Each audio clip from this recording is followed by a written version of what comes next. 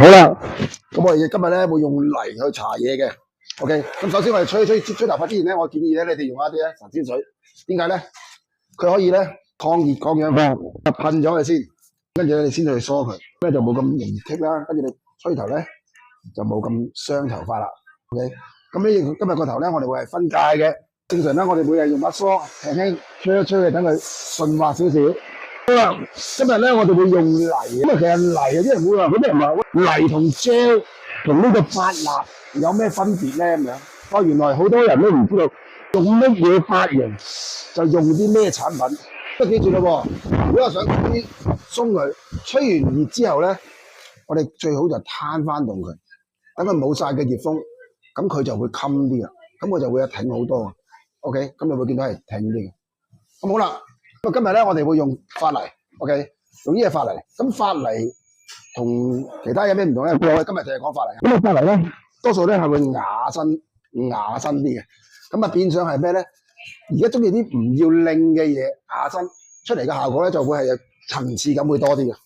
OK， 咁我哋而家咧就係咁就搽咗個泥先，咁啊將個手全部有晒啦。咁然後咧。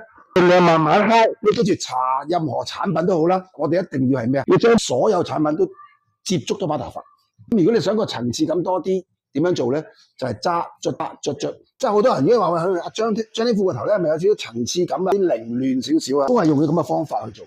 永遠咧用泥咧就會係雅身，會凌亂得嚟，可以咩？可能你想個效果誇張少少嘅，揸住佢捽可以去令到佢咧有少少飛添嘅。咁 OK。咁大家一定要知道，原來用泥係有咩唔同。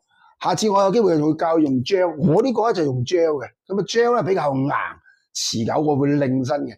咁有啲人會話個髮蠟咧，髮蠟咪多數都係乾淨嘅油頭嗰啲。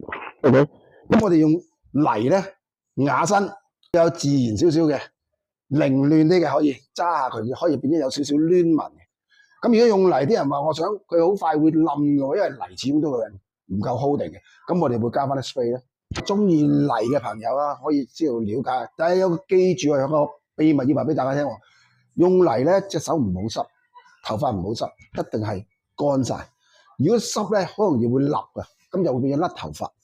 OK， 成件事啦，我哋想揸鬆少少嘅，咁就會見到嗰個泥嗰種層次感係有唔同嘅。好，我哋望一望個回收，見到層次感會比較多啲嘅。我哋試試睇個正面先啊。